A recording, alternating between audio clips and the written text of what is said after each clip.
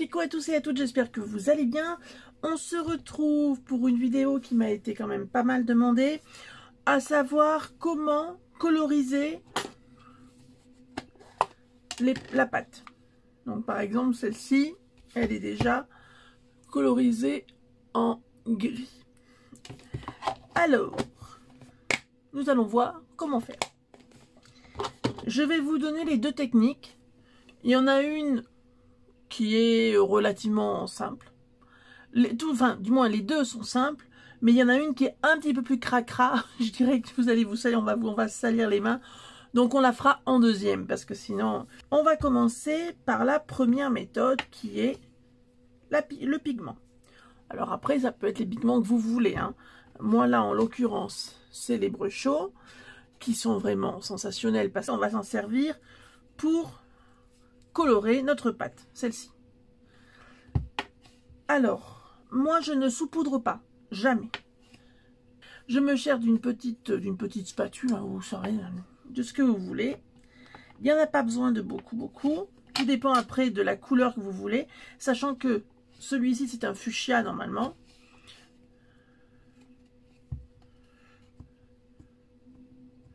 Donc moi je fais un petit creux, et je fais un petit puits, comme ça. Comme les enfants quand avec la purée, vous savez.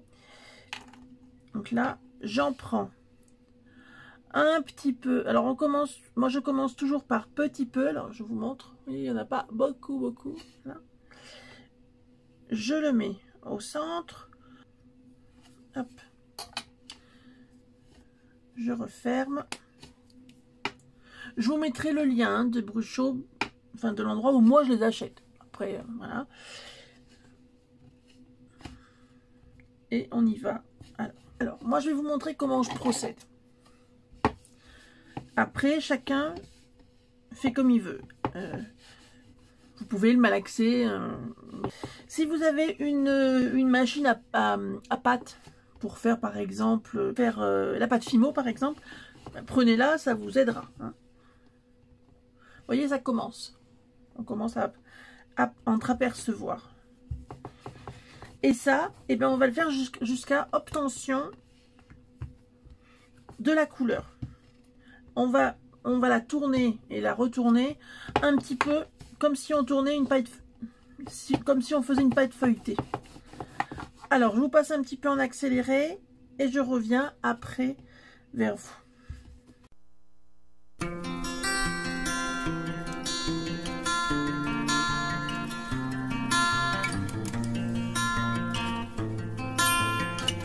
Vous voyez, on a quand même bien avancé. Alors, je l'ai mis en accéléré parce que ça reste quand même un petit peu long.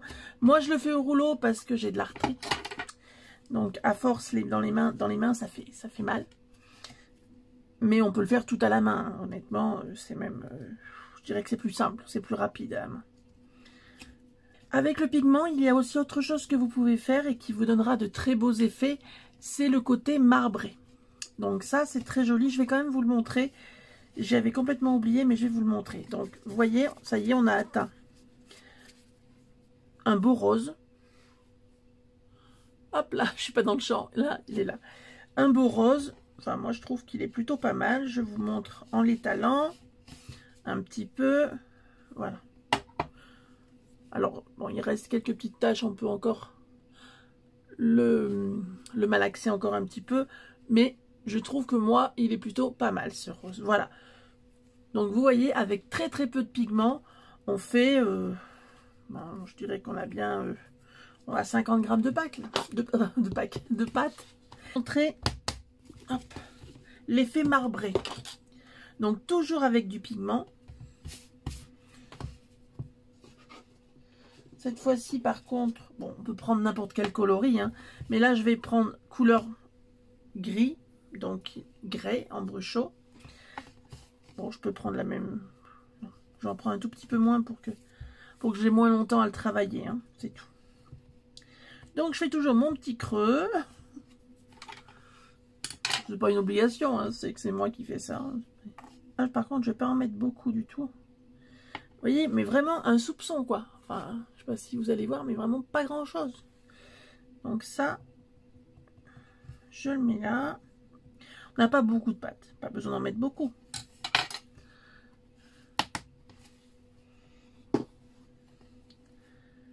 Et hop.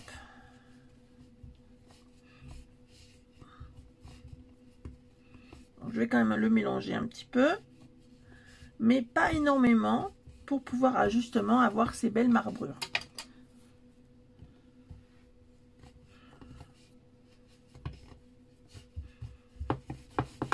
Vous voyez, déjà, on a des marbrures. Rien que là. Rien qu'au premier coup de rouleau. Et si on le retourne complètement, on a des marbrures encore beaucoup mieux. Au fur et à mesure que ça va se mélanger.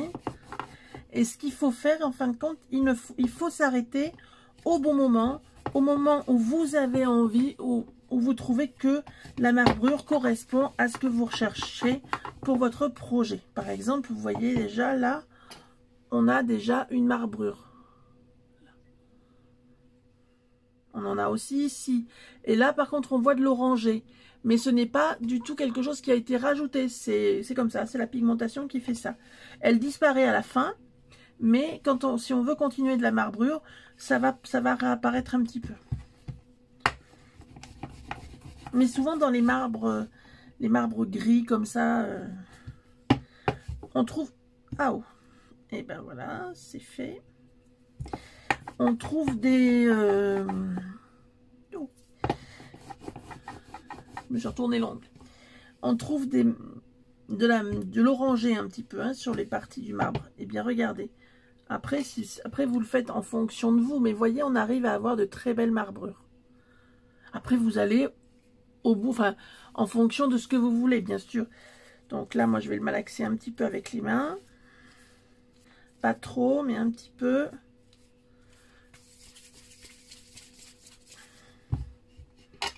Hop, on l'étale pour voir ce que ça donne. Voilà, et là, on a quelque chose de plutôt pas mal en marbrure. Qui fait son petit effet, vous voyez, qui fait vraiment un effet marbre à cet endroit-là. Ici aussi et là aussi. Et puis après, ça fait des marbrures ici. Moi, je trouve que là, c'est plutôt pas mal. C'est plutôt pas mal réussi.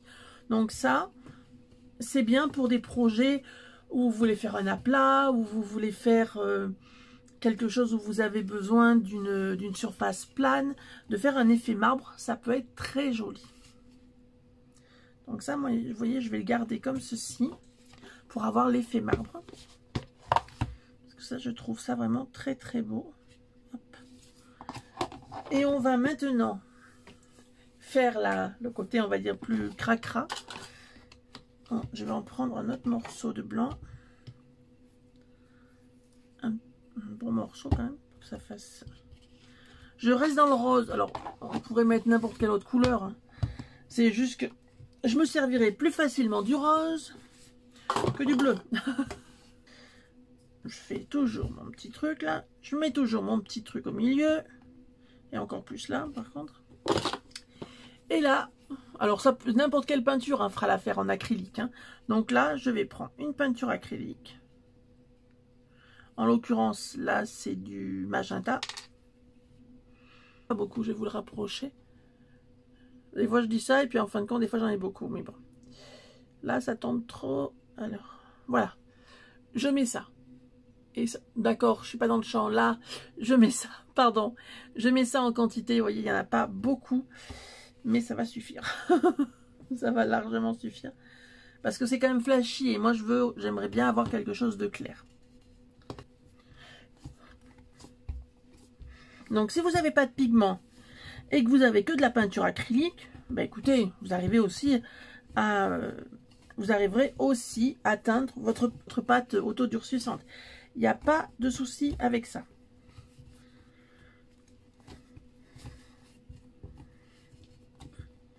C'est un petit peu long à travailler, enfin un peu long. Ben, il faut juste le faire, mais ça se fait bien. Vous voyez, si vous n'avez pas de rouleau, vous poussez avec le... et vous ramenez. Vous poussez. Sinon, vous pouvez faire ça, hein, tout simplement, hein, mais vous avez plus de chances de vous en mettre plein les mains.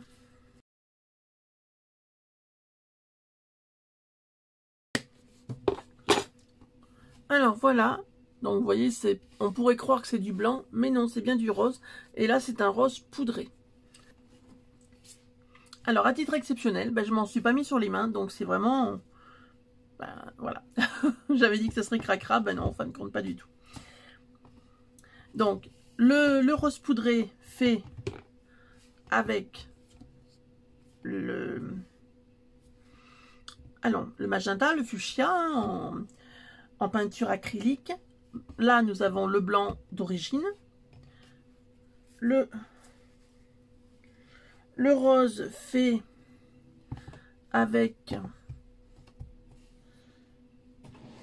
je trouve pas, voilà, fait avec le bruchot.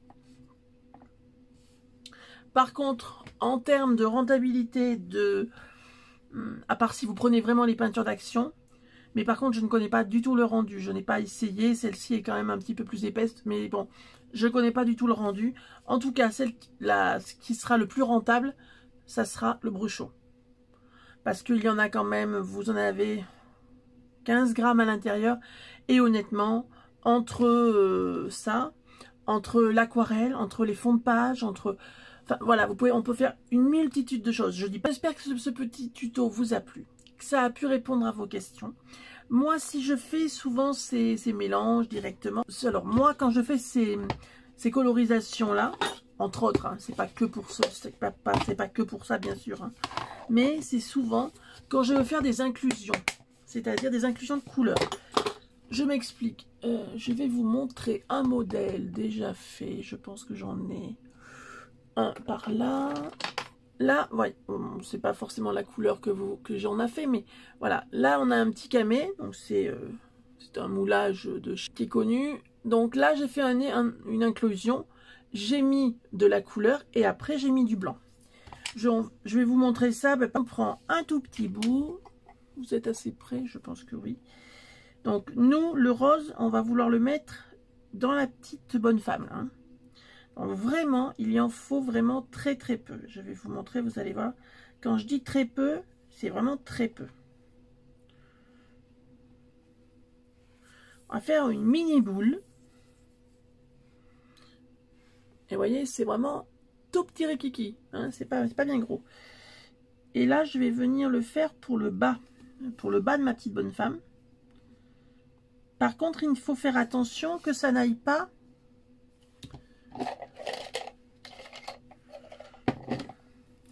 Il faut faire attention que ça reste bien à l'intérieur de ma petite bonne femme et que ça n'aille pas à l'extérieur, que ça n'aille pas au niveau où il est. Que ça reste bien sur la partie de la petite bonne femme, mais que ça n'aille pas là. Je m'en vernis qui s'en va. Mais voilà, ça n'aille pas là. Je vais vous montrer ça.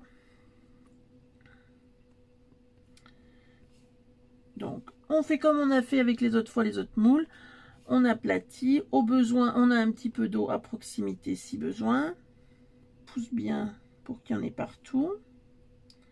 Mais qu'il n'y en ait pas sur la partie où normalement il faut que je mette du blanc. Je fais, vous voyez, une toute petite boule encore pour la partie de la tête. Ce sera peut-être pas, ce sera peut-être pas assez grand, mais on va voir.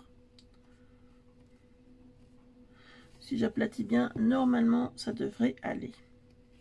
Je me sers des fois d'un doubting tool pour que ça aille bien là où je le veux. Pour pas que ça aille sur les autres parties. Là, j'ai fait mon inclusion. Je ne l'ai pas forcément mis jusqu'en haut. On va reboucher avec du blanc. Ça, c'est la main. Je prends le blanc là.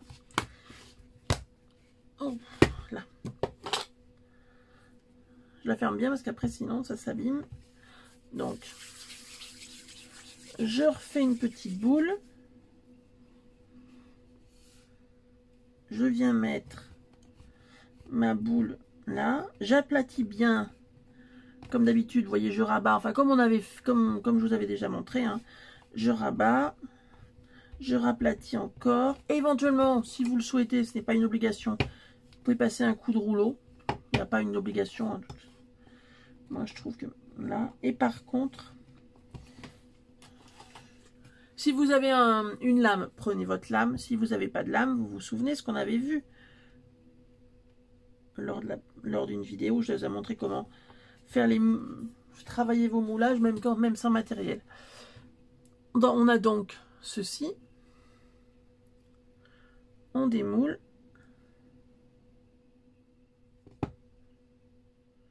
Et voilà, on arrive à quelque chose. Ben, il y a un peu... Hop. Voilà pourquoi, entre autres, hein, il y a tellement d'autres possibilités. Hein, voilà pourquoi j'aime bien faire avoir mes pâtes déjà colorées. Je vais vous montrer autre chose que j'avais fait aussi, où j'avais coloré déjà ma pâte. Par exemple, celui-ci, on a l'impression qu'il est blanc peut-être. Hein, mais non, hein, je vous promets, il n'est pas blanc. Hop. Je vous montre très rapidement les petits moulages quand je les colore, j'aime bien. Vous voyez, là, il est rose pastel, ben, c'est un petit peu le même rose que celui-ci. Hein. Voilà, c'est même le même rose.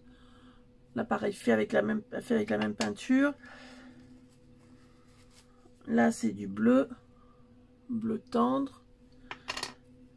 Non, là, c'était du blanc, donc non. Là, c'était de l'écru. Voilà. Là, ça reste du blanc aussi. Par exemple, déjà un peu plus rose, un peu plus flashy. Vous voyez, un petit, pareil, un petit cœur. Bon, c'est pas le même que celui-là, hein, c'est pas la même taille. Hein. Voilà. Mais on arrive à faire des choses sympas quand même. Hein. Parce qu'on peut faire comme, voilà, comme exemple avec les pâtes. Et honnêtement, on s'éclate. Hein.